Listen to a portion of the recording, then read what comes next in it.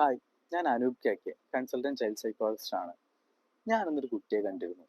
ഞാൻ ആ കുട്ടിയോട് ചോദിച്ചു, നീ ഹാപ്പി ആണോ എന്ന് ചോദിച്ചു. അപ്പോൾ ആൾ പറഞ്ഞു, അല്ല പറഞ്ഞു. അപ്പോൾ ഞാൻ ചോദിച്ചു, എന്തുകൊണ്ടാണ് നീ ഹാപ്പി അല്ലാത്തതെന്ന് ചോദിച്ചു. അപ്പോൾ അവൻ ഒന്നും പറഞ്ഞില്ല എന്നോട്. അപ്പോൾ ഞാൻ ചോദിച്ചു, നീ പാരൻസിൻ്റെ കൂടെ യാത്ര പോകാറുണ്ടോ എന്ന് ചോദിച്ചു. അപ്പോൾ അവൻ പറഞ്ഞു, ഞാൻ പോകാറുണ്ട്. പക്ഷേ ഞങ്ങൾ യാത്ര തുടങ്ങി കുറച്ച് കഴിഞ്ഞ് കഴിഞ്ഞാൽ അവൻ്റെ പാരൻസ് തമ്മിൽ ഒന്നും രണ്ടും പറഞ്ഞ് പ്രശ്നങ്ങളുണ്ടാവും.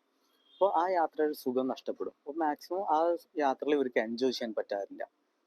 പിന്നെ ഞാൻ അവരോട് ചോദിച്ചു, നിങ്ങൾ ഷോപ്പിങ്ങിന് പോകാറുണ്ടോ എന്ന് ചോദിച്ചു. അപ്പോൾ ആൾ പറഞ്ഞു, ഷോപ്പിങ്ങിന് പോകാറുണ്ട്. പക്ഷേ അമ്മ അവന് ആവശ്യമുള്ളതെല്ലാം എടുത്തു വെക്കും. അപ്പം അച്ഛൻ കയ്യിൽ പൈസ ഉണ്ടോ ഇല്ലേ എന്നുള്ള അമ്മ ശ്രദ്ധിക്കാറില്ല. അത് അച്ഛന് വിഷമാവും. അപ്പോൾ അച്ഛൻ അവിടെ എന്തെങ്കിലും പറയും. ആ സാഹചര്യം പ്രശ്നങ്ങളിലേക്ക് പോകാറുണ്ട്. പിന്നെ ഞാൻ അവരോട് ചോദിച്ചു, നിങ്ങൾ ഒരുമിച്ച് ഫുഡ് കഴിക്കാറില്ലേ എന്ന് ചോദിച്ചു. അവർ പറഞ്ഞു, ഇല്ല, ഞങ്ങൾ പല സമയങ്ങളിലാണ് ഫുഡ് കഴിക്കാറില്ല എന്ന് പറഞ്ഞു.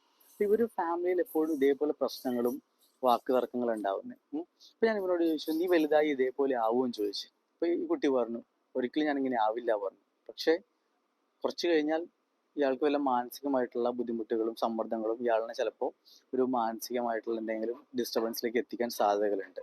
അപ്പോൾ നമ്മൾ മാക്സിമം നമ്മൾ ഫാമിലി ശ്രദ്ധിക്കേണ്ടത്, കുട്ടികളുടെ മുന്നിൽ വെച്ച് ഇത്തരം വാക്ക് തർക്കങ്ങളോ ഇത്തരം പ്രശ്നങ്ങളോ നിങ്ങൾ പ്രകടിപ്പിക്കരുത്. നിങ്ങളുടെ പേഴ്സണൽ ടൈമുകളിൽ ഇവരില്ലാത്ത സമയങ്ങളിൽ മാക്സിമം നിങ്ങൾ ഇത്തരം കാര്യങ്ങൾ പറയുകയോ കാണിക്കുകയോ ചെയ്യണം. അല്ലെങ്കിൽ നമുക്ക് മറ്റൊരു തലമുറ, അതായത് നമ്മുടെ കുട്ടികൾ മാനസികമായിട്ടുള്ള പല സമ്മർദ്ദങ്ങളിലും പല പ്രശ്നങ്ങളിലും പെടാൻ സാധ്യതകളുണ്ട്.